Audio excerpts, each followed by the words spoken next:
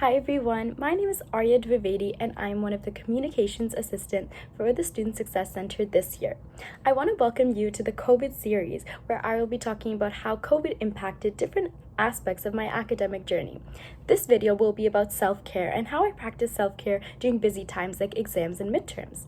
Some topics of focus for this video will be a healthy smoothie recipe, what an effective study break can look like, overall tips and tricks, and some SSC resources that I found were very beneficial for me.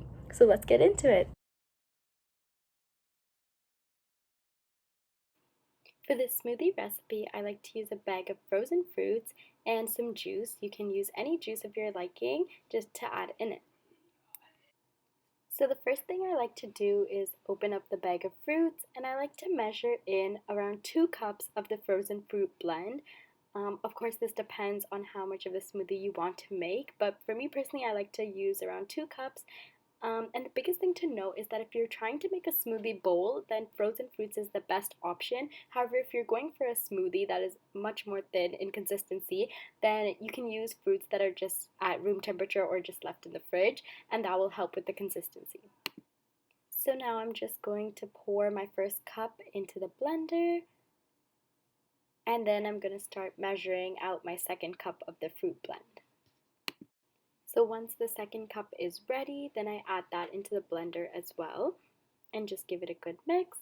Now I'm going to add the juice. So the thing with the juice is, of course, it's up to you how much you want to put, again, depending on the consistency of the bowl that you want.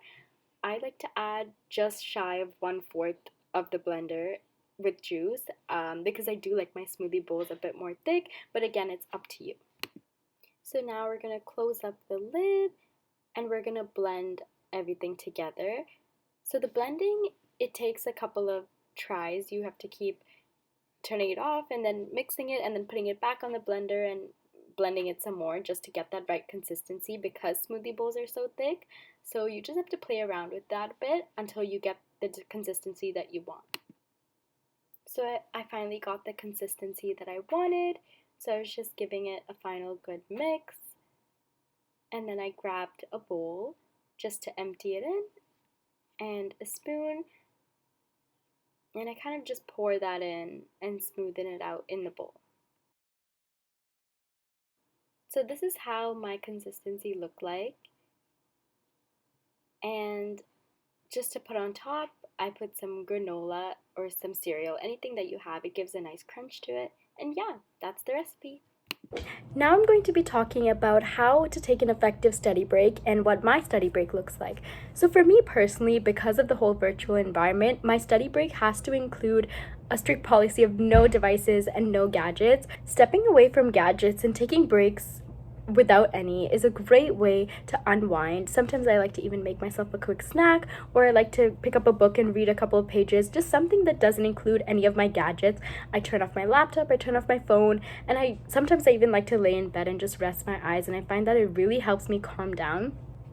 This kind of ties into the overall tips and tricks that I have for self-care, especially during these busier times. So for me personally, drinking water is the biggest thing, and eating proper meals throughout the day. That just helps me give me a good energy boost and keeps me motivated throughout the entire day. Along with that, I like to plan out my day and my weeks and my months. So planning is really important. So especially my daily planners, I plan out each hour what I'm going to do, what courses I'm going to focus on, allocating proper breaks within that. And I think the biggest thing is just being realistic with your planning.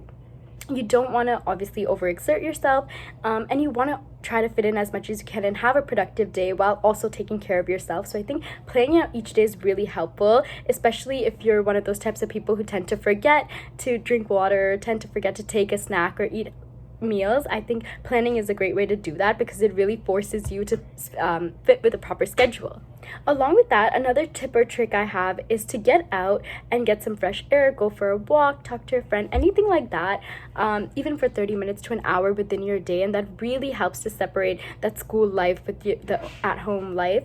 Along with that, I would recommend scheduling your day as though it's a 9 to 6 or 9 to 5 job. So have a specific allocated times where, okay, this is the time I'm going to study and this is the time I'm going to do my work, and have proper breaks as well, because of the virtual environment, it can be really hard to kind of draw that line between when am I working and studying and when am I taking care of myself. So I think it's really important to have that strictly planned in your schedule.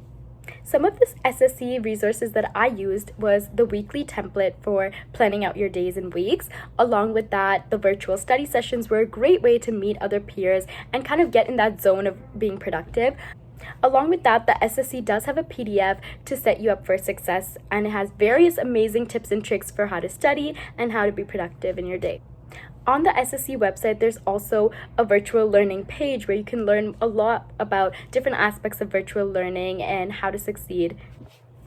I want to wish everyone the best of luck on their midterms and finals, and remember to keep taking care of yourself. Bye!